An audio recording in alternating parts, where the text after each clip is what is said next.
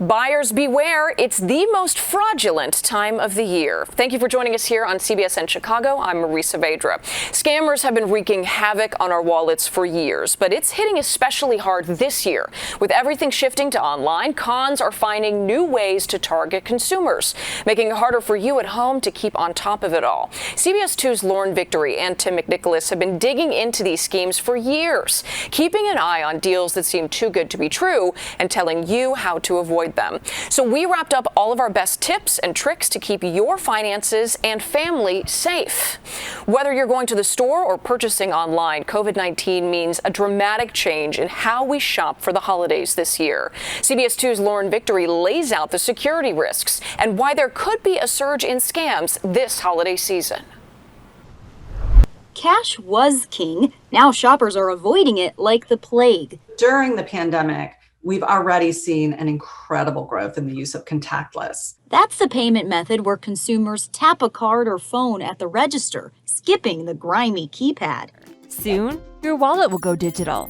The technology and this video from the Electronic Transactions Association, or ETA, has been around for more than 4 years. Here's the make that $1 trillion question. Are they safe? Security is still a top question. There is built-in fraud protection, making education a top priority for ETA's CEO, Jody Kelly, this holiday season. So what exactly happens when you tap? What gets transmitted is not your credit card number, but a token that a thief can't use for anything else. And layers of encryption protect your sensitive financial data while in transit from your mobile device. Using your mobile wallet adds an extra layer of security. Because you have to open your phone, whether it's with a passcode or with your fingerprint or other biometrics. But getting presents in person isn't exactly an essential activity, and Chicago is now under a stay-at-home advisory. We are really going to see an explosion of online shopping.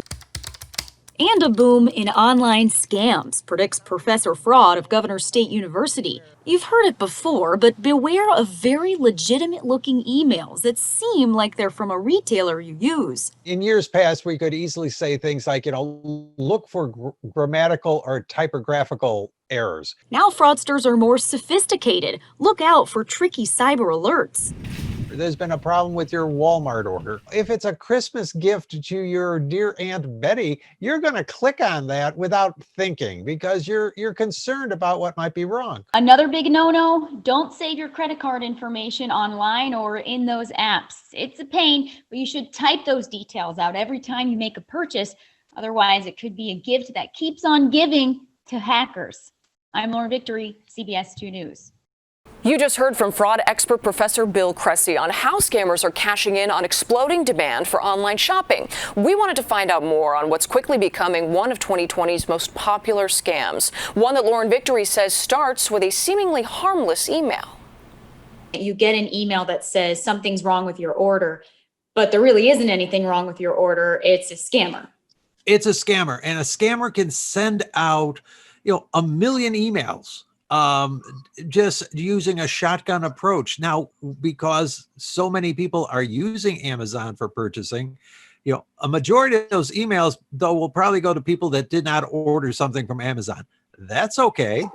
It'll hit enough people who have ordered by Amazon, and then a majority of them will realize this is a scam and delete it. But enough of them won't, and enough of them will fall for it. And as I say, the scammers are getting better at their craft. That email will look like it's from Amazon. They'll have a link which looks like an Amazon link, but if you put your cursor over it, you see it's not truly an Amazon link, though they've even figured out a way of spoofing that. Wow. So they're really good at what they do. The key to any of these things is do not click the link, do not hit one, don't contact them at all through that link or that phone call. Rather, contact Amazon or Apple or Walmart or Target directly at a link or at a phone number that you can trust and ask about your order, ask about the situation. If there's a problem, they will tell you. If it's not, they'll inform you that, no, this was probably a scam. And you should log into your account on those websites to see if there's any sort of information there. Right. Log onto your account, look for information there, and also check your most recent orders. See if something bad has happened, if somebody's been ordering off of your account. And you should be doing checks on your checking account and credit card accounts regularly, just to see if something's bad been going on there. The Amazon phishing scam is already hitting hard. AARP says its fraud hotline received a recent report of a woman losing more than $13,000 after buying gift cards to reset her Amazon account. Which brings us to our next story. Never trust a seller who demands gift cards as payment. Consumer experts say that is a major red flag. One suburban woman tells CBS 2's Tim McNicholas she learned about it the hard way. I can't get my refund. Ann Williams spent $2,000 on a stack of gift cards, but there's nothing she can do with them. I'm not like a roll-up person, just check to check. Her frustrating tale starts on Facebook Marketplace, where she saw a 2007 Volkswagen Beetle. It's very reliable, it's nice to look at, it's like unique. The seller told Ann it would actually be an eBay transaction and even sent over a phony eBay Motors invoice. They said to complete the deal, she'd have to buy $2,000 worth of eBay gift cards and relay the numbers on the back. So she went to Walgreens and Best Buy, and now she's kicking herself for missing the red flags. No matter what I do, I always do my homework ahead of time. For this purpose, I did not do it ahead of time. The Federal Trade Commission says gift cards are a popular tool for scammers because once someone else spends the money on here, you're probably not getting it back. The FTC says anyone who demands payment with a gift card is always a scammer. Help spread the word. Help stop the scam. Gift card scams are so prevalent, Best Buy produced a video to warn consumers. Walgreens posts signs about the dangers in their stores. Horrible, there should be some consequence for these kind of people. Ann thought she'd have a Beetle in her garage by now. Instead, she wound up contacting the police. They tried to trace it, they could not find the trace. They're out of the country. Tim McNicholas, CBS 2 News. We cannot stress this enough. No legitimate seller of anything would demand payment in gift cards. But what if you want to give a gift card as a present? According to Dr. Fraud, the cashless treat and other contactless gifts do come with a warning. With gift cards, if you're supporting a small business and you go to that business, say a small restaurant, and buy a gift card directly from them, that should be okay.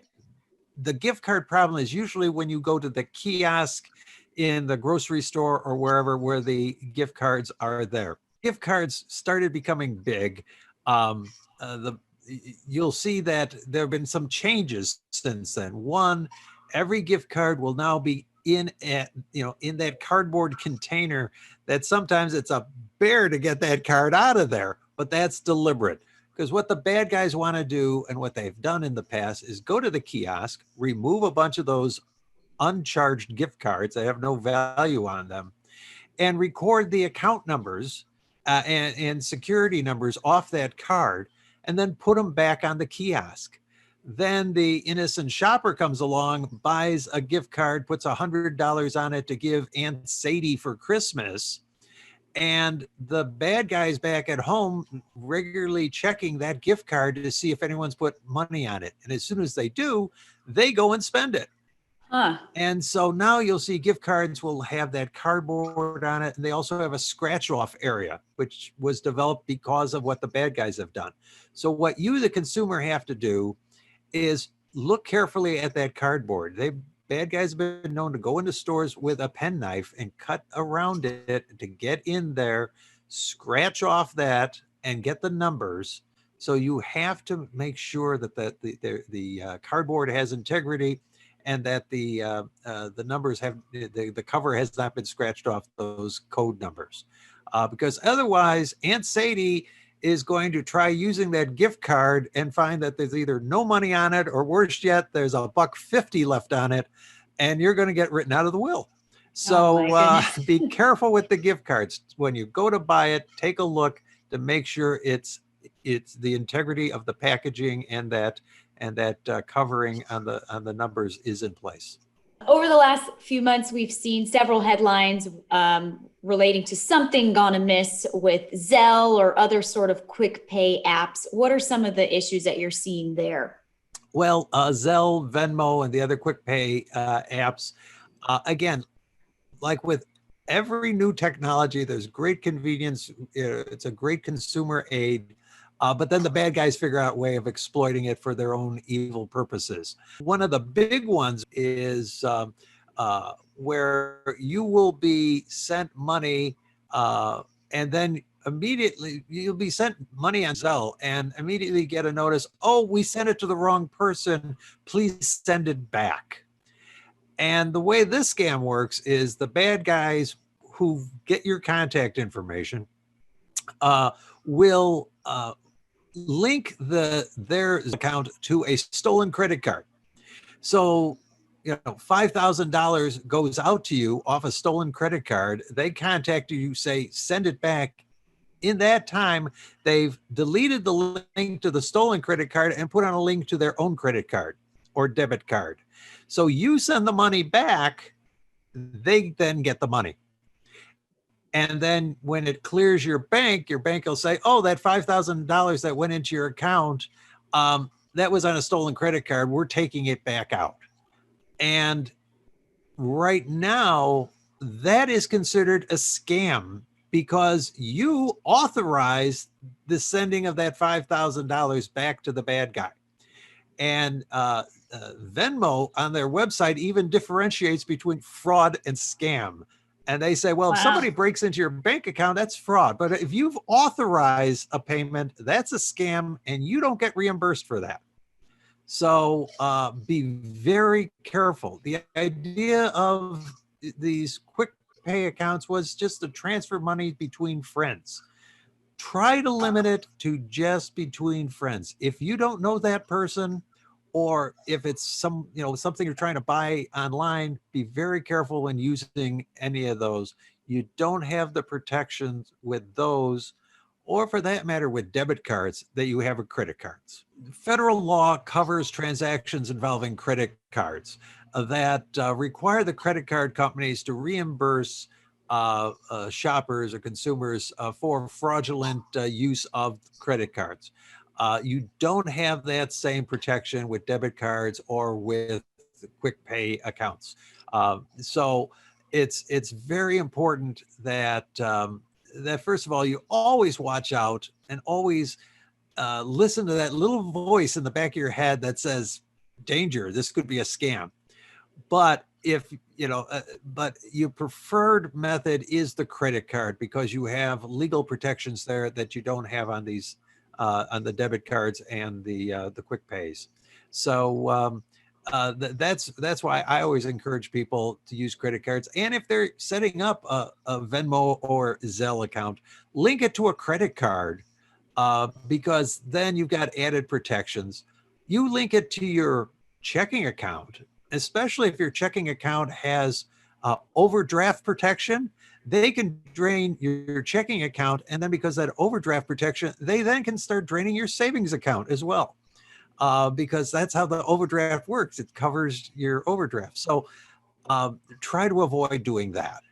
Venmo has published more quick pay type scams to keep an eye on. Watch out for any employer that wants to send you money to cover supplies or onboarding costs. Another red flag, landlords who want a rent deposit before providing you paperwork. And as you're about to see in this next story, getting scammed isn't unique to just internet users. Imagine this scenario. Your roof needs repairs, so you pay a contractor thousands to fix it. He does the demolition work, and then, like Houdini, poof, he's gone. Tim McNicholas went on the hunt for the MIA contractor only to discover a trail of lies.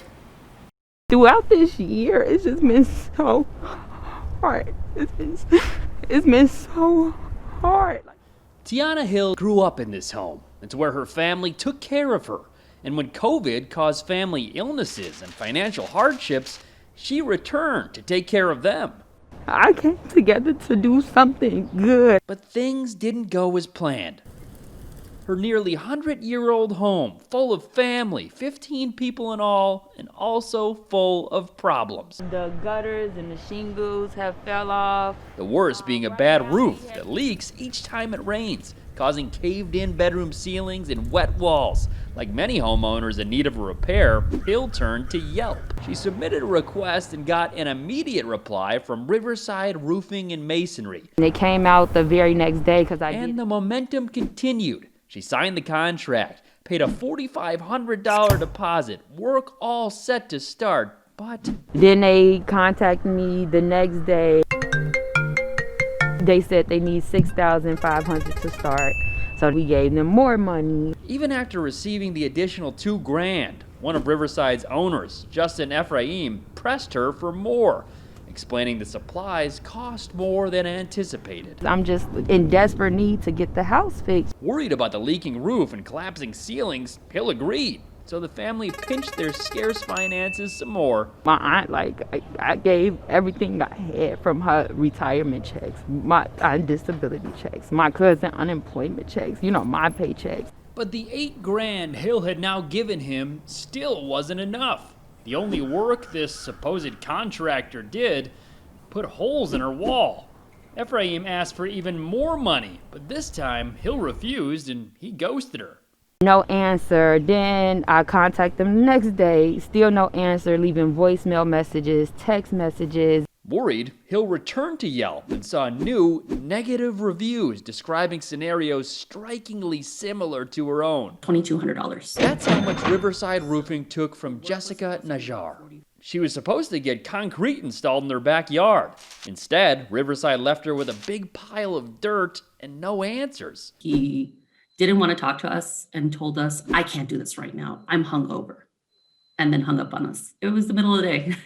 And there are 8 more reviews about deposits being held hostage, empty promises, no work being done. You shouldn't be able to look at yourselves in the mirror every day and know that you're scamming people. One of the Yelpers even filed this lawsuit against Riverside. In the midst of everything that's going on, who does this to people? I feel guilty because I found them on Yelp. Deep down inside, that's a lot. We checked to see if Riverside Roofing and Masonry was licensed with the state, a requirement. The answer, no. We called the number listed on his contracts, not in service. As for this business address? So we drove to that address in Riverside, and we found the offices for dentists, attorneys, but no contractor. But we did find Matt Luke, one of the attorneys at this office, who says Ephraim called asking if a piece of registered mail had arrived for him. He said that he lived here in the neighborhood and that it may have been misdelivered to my address. Luke confirmed Riverside Roofing and Masonry has never had an office here. I've never ever had anything happen like this. Riverside seemed untraceable until Hill got Chicago police to track down Ephraim. He then texted Hill saying he'd finished the job. She wasn't buying that. This is stuff we can't deal with. When we contacted Ephraim about his abandoned projects, his initial response, "You can't please the world." He then called to rattle off a list of reasons why the customers were at fault. But minutes after that conversation, he texted Hill, asking her not to speak to the news. "I'm already in trouble." I feel taken advantage of. I feel betrayed. Making matters worse, the bad weather combined with that bad roof meant Hill's family had to cough up another $1,000 to someone else just to tarp the roof. I'm trying to be real positive, but I'm really hurt. I'm really hurt. A bright blue reminder of the work that still needs to be done and the pain caused by a roof job gone bad. Tim McNicholas, CBS 2 News. Chicago police have been in touch with both victims and tell us they're investigating. And here's a new one. One suburban realtor says enough is enough. He is sick of scammers using his listings to trick people. They pose as a landlord or realtor and try to get prospective renters to send funds for rent. Tim McNicholas met one almost victim who caught the warning signs, but not everyone is so lucky. The rent was $800, which is extremely low. Ileana Montalvo is a college student looking for her own place for the first time.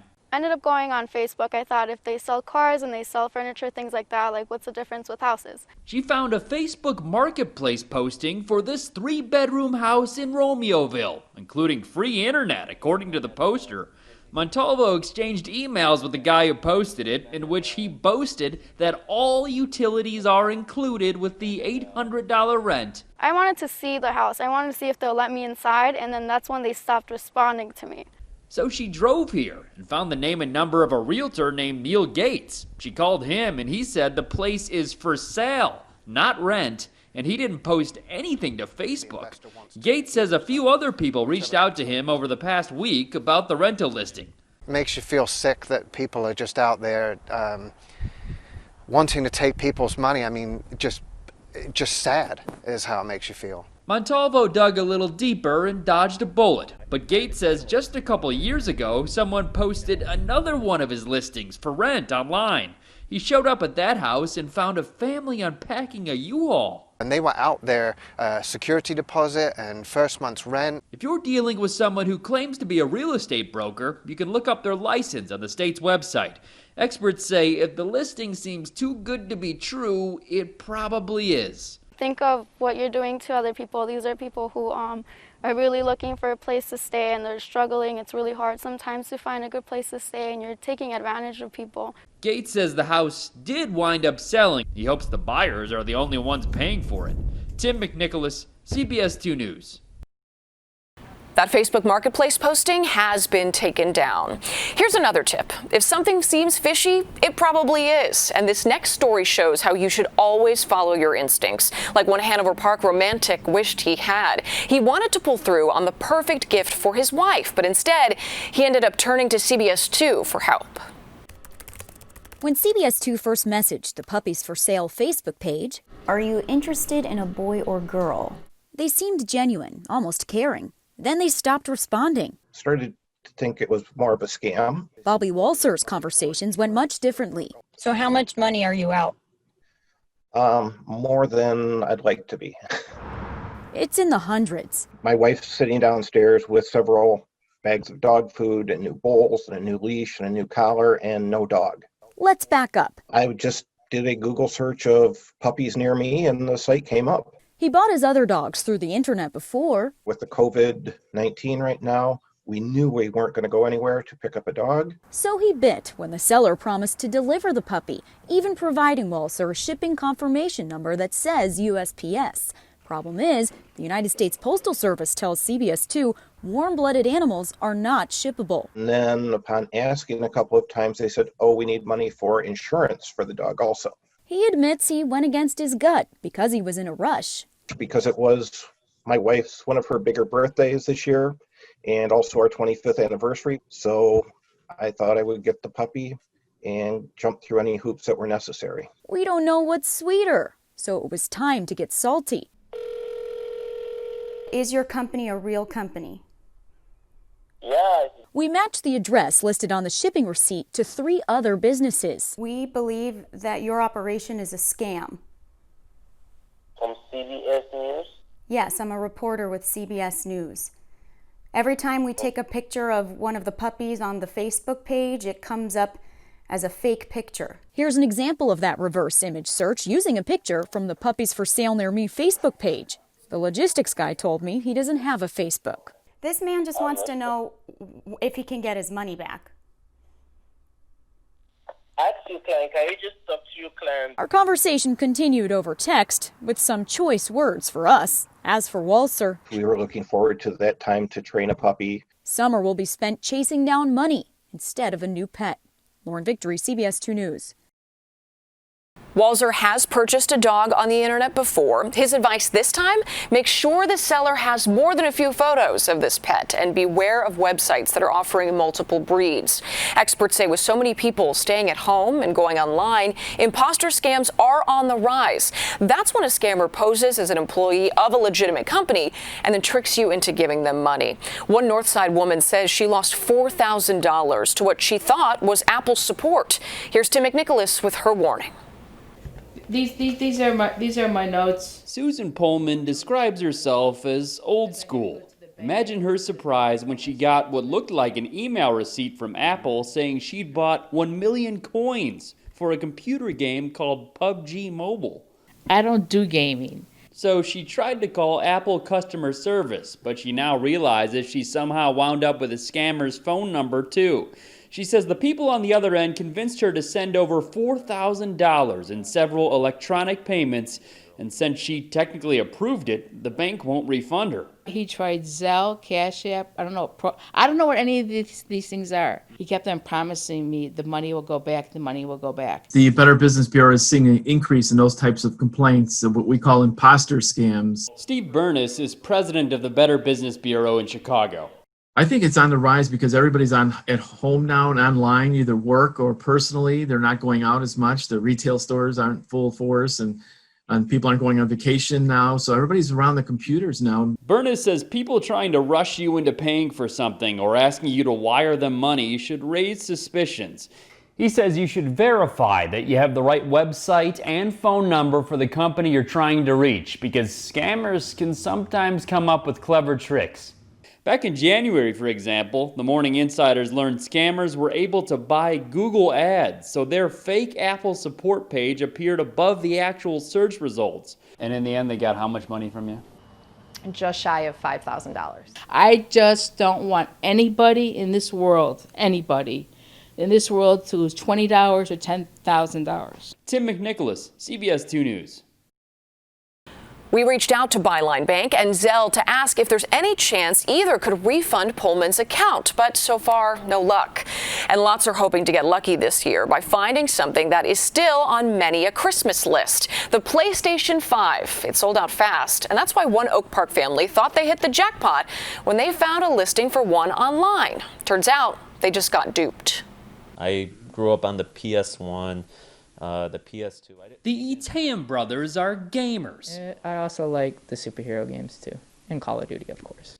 So when the PS5 came out, 18-year-old Paul tried to order it online. I sold my actual PS4 to pay for half the PS5. But he says Target's website crashed under the high demand, so he tried Walmart. Last step, I had to just press the checkout, and it kept crashing. Frustrated, he logged onto Instagram and saw someone with the handle Mendo Kicks selling the console. The Instagram salesman even had dozens of comments calling him legit, even though his oldest post is from weeks ago when he posted some Air Jordans for sale. And he said, I can get shipped out tonight. Mendo Kicks convinced Paul to Zelle him $425, then stopped responding and eventually blocked him. Bummed out, I was like, I just wasted $400, bro. Why? I was rethinking myself. I was rethinking all the red flags. I'm like, how did I not see this? Video game bloggers across the country are sharing similar stories of scammers capitalizing on the high demand. Experts say you should never transfer money to someone you don't know. Even Zelle says you should only use their service with friends, family, and trusted acquaintances. The Iteum brothers learned that the hard way, and then their mom learned from the family's online bank records. Somewhere, somehow, these people need to be held accountable. I wanted to know more about Mendo Kicks, so I messaged him on another account, and he told me he's still selling the PS5, now for $450 via Cash App, Zelle, or Apple Pay. I asked how he's selling it for cheaper than Sony. My wife is a manager at Walmart, he writes, gets a huge discount on them. I think that if the guy didn't seem so trusting, probably wouldn't happen. I told the salesman I'm a CBS 2 reporter and asked why he ripped off the Iteum brothers. Now the three of us have something in common. Be careful who you trust online. Mendo Kicks is ghosting us all. Tim McNicholas, CBS 2 News. The family filed a police report in Oak Forest and notified the FBI. Zelle tells Tim it is investigating and will try to block that seller from using it in the future. And as this year has shown us, criminals are just cashing in on COVID-19, from fake masks to phony charities. Federal investigators are gearing up for a new wave of scams. And with the push to get vaccinated for the virus, CBS 2's Lauren Victory explains how it is only a matter of time until these fraudsters start exploiting it. Chicago's surge of COVID-19 cases leaves us stuck inside again. People are at home a lot more, so the scamsters know how to get in touch with you. And the criminals know we're itching for freedom.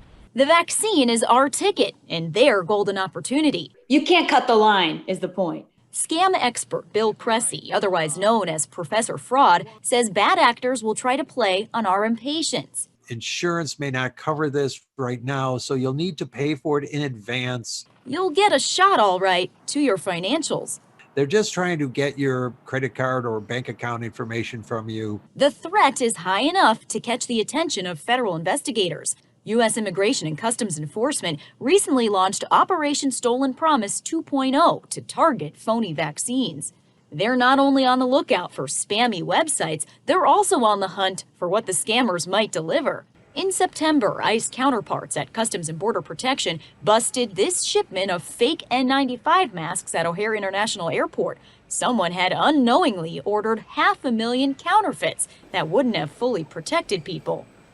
Also nabbed earlier this year, unapproved at-home testing kits. The feds worry future seizures will include vaccine knockoffs that are improperly stored, among other safety flaws. If they're giving you some sort of story that they've got some secret channel to vaccine, do you really want that anyhow? ICE warns the public not to buy the shot through the internet, including online pharmacies. This is not how the government and the pharmaceutical companies are going to be running the vaccine. Waiting for more information about distribution is key, as hard as it may be to stay put right now. Lauren Victory, CBS 2 News. To see more of Tim and Lauren's reporting, be sure to visit our website, cbschicago.com, or search Morning Insiders on our app. You can catch even more of their reporting every morning on CBS 2 at 5 and 6.